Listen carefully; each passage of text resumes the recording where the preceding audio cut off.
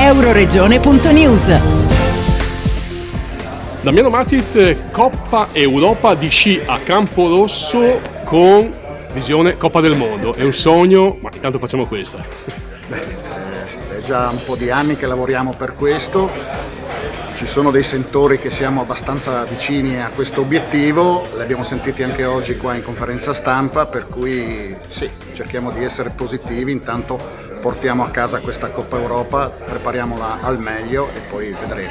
Numeri attesi dal 22 al 26? 100 atleti, 200 persone in tutto che riempiranno i nostri alberghi, 40 volontari che lavoreranno in pista assieme a altri 15-20 di promoturismo per garantire il massimo servizio agli atleti. Avete ringraziato il promoturismo, avete detto senza di loro non riuscireste a organizzare. Questo è scontato, la qualità del lavoro del promoturismo in questi ultimi anni è cresciuta notevolmente e anche il nostro rapporto di collaborazione, devo dire con orgoglio, è cresciuto e possiamo ottenere questi risultati. In bocca al lupo.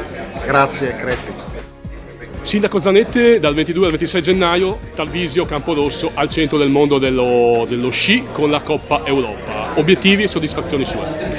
Io direi che come amministrazione comunale siamo veramente orgogliosi che questa manifestazione così importante ritorni a Tarvisio su una pista, la pista regina del Friuli Venezia Giulia, la pista di Prampero.